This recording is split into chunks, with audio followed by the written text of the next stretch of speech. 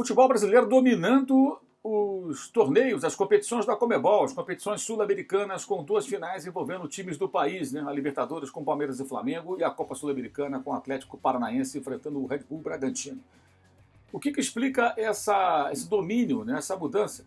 Você vai ver agora uma tela, um quadro preparado pela Opta Sports e que mostra como o futebol brasileiro conseguiu, nesses últimos anos, né, crescer dentro do cenário sul-americano, das competições da Conmebol, a ponto de dominar completamente a fase final, as decisões dos dois torneios. Então você vê aí na tela, 2002, né, o Brasil tinha um time entre os finalistas, em 2003 um time, em 2004 nenhum, em 2005 dois, sempre lembrando 4 vagas, né, que são 2 finais, então 4 times envolvidos nas decisões de Sul-Americana e Libertadores.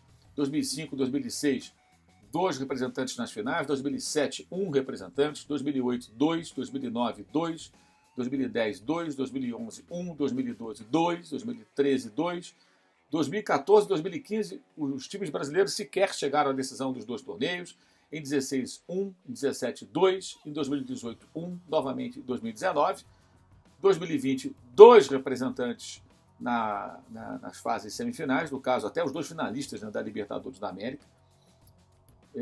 E agora, em 2021, as 4 posições em decisões dos 2 torneios da Conmebol, Copa Sul-Americana e Copa Libertadores da América, ocupadas por times brasileiros. Então fica bem claro aí o domínio do futebol brasileiro. Isso passa demais, claro, pelo maior poderio econômico dos times do Brasil. Os 3 que chegaram mais longe na Copa Libertadores, Flamengo, passou por uma recuperação financeira, o clube hoje com maior arrecadação do país. O Palmeiras, idem, ali sempre brigando com o Flamengo nessa situação.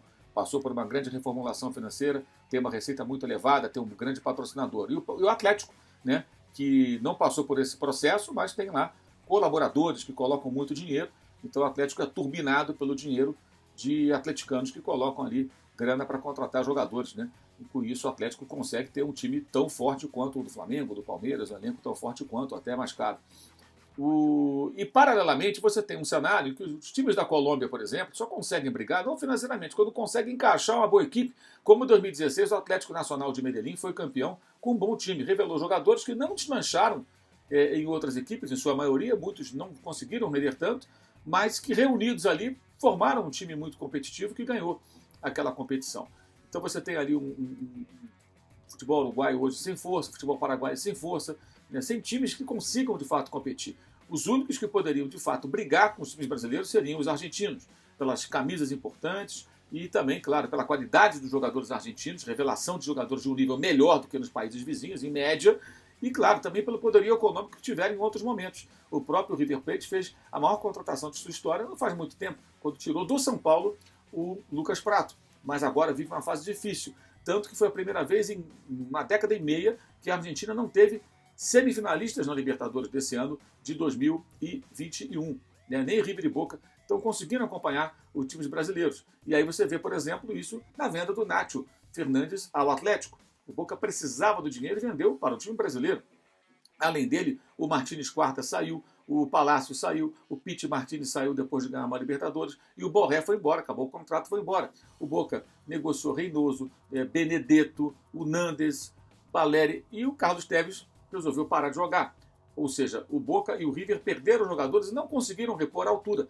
O Boca tentando aí resgatar um jogador a outro, revelar um outro jogador, o River também contando muito com a sua base, com as canteiras, né, e com o trabalho do técnico Marcelo Galhardo, mas sem conseguir acompanhar os times brasileiros. Esse cenário todo ele começa a se complicar em 2017, quando o Maurício Macri, na presidência da República, ele que foi presidente do Boca, acabou com o Futebol para Todos, que era o programa criado pela gestão anterior, da Cristina Kirchner, hoje vice-presidente da Argentina, onde o governo federal comprava os direitos de transmissão e transmitia todos os jogos do campeonato, futebol para todos, na TV pública. Todo mundo viu os jogos. Ou seja, isso tirou das mãos dos grupos de comunicação que concentravam ali os direitos de transmissão e jogou na TV pública. Para comparar com o Brasil, é como se a Globo parasse de transmitir futebol, o SBT não transmitisse, a Record não transmitisse, a Bandeirantes não transmitisse, e tampouco o Sport TV, ESPN, Fox, TNT, ninguém mais transmitisse os jogos dos campeonatos brasileiros, primeira, segunda divisão, e tudo fosse para a TV pública, para a TV Brasil, antiga TVE, ou para a TV Cultura, no caso, TV Cultura do Estado, um pouco diferente, seria para a TV Federal, né? Seria tudo transferido para a TV pública, no caso, a TV Brasil, antiga TV Educativa. Foi o que aconteceu na Argentina durante um bom tempo. E isso garantia uma receita muito significativa para os times da Argentina. Ao perder isso, eles não conseguiram comercializar da mesma forma, ainda havia a pandemia, não tinham garantias, né, financeiras tão boas. A pandemia foi tratada na Argentina de uma forma diferente pelo presidente atual, Alberto Fernandes, então eles tiveram longos períodos de lockdown, de bloqueio, e o futebol custou a voltar, então não tinham jogos, não tinha receita de televisão, os clubes ficaram asfixiados e cada vez mais perdendo contato com os times do Brasil, que já tinham voltado a jogar e tinham pelo menos a receita de televisão, né, e patrocinadores que continuavam pagando. Se você não está jogando, o patrocinador vai ficar pagando também, ele vai tentar protelar aquilo, adiar de alguma forma. Tudo isso afetou demais os times da Argentina. Aí você vê clubes como o Banfield, que já foi campeão nacional, por exemplo, com jogadores entrando em greve, não foi o único, né, por conta de atrasos salariais. Você vê um time como o Independiente, o maior campeão da Copa Libertadores da América, numa crise financeira, que foi proibido de contratar e registrar novos jogadores para essa temporada. Então, chegou a contratar jogador que não pôde registrar por conta de uma punição, justamente pela crise financeira. Você vê um Racing que se reestruturou e que hoje tem um time muito enfraquecido porque não consegue segurar bons jogadores, não consegue contratar à altura. Então, houve um apequenamento do futebol da Argentina. O São Lourenço também, de uma crise danada. O presidente São Lourenço deu entrevistas recentes falando, inclusive, das dificuldades do clube para conseguir montar um time mais competitivo. Recentemente até abriu mão lá dos dois gêmeos, né? O Ângelo e o Oscar Romero, né? Um deles jogou inclusive no Corinthians, o outro no Racing, estavam juntos na equipe do São Lourenço. Então, o futebol argentino entrou num declínio muito acentuado.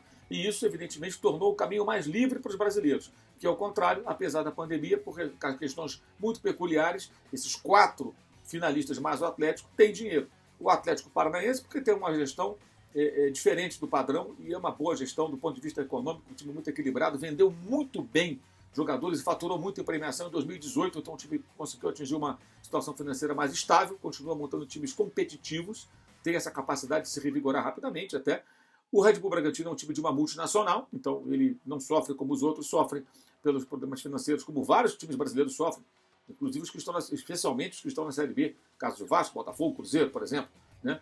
Então não é que o futebol brasileiro está nadando de braçada, existem clubes aqui sofrendo como os argentinos, mas existem outros que estão no outro patamar. É o caso desses 4, é o caso do Atlético pelas razões que já citamos. Então o futebol brasileiro consegue ter uma situação muito melhor. Isso se reflete no campo mais do que nunca. Já há algum tempo os times brasileiros tinham mais dinheiro do que os seus vizinhos e não conseguiam se organizar como times e perdiam muitas vezes os confrontos com times de outros países da América do Sul. Isso agora não está acontecendo. E aí você vê um grande domínio do futebol brasileiro, com 4 finalistas nas 4 posições, nas 2 competições internacionais da Conmebol.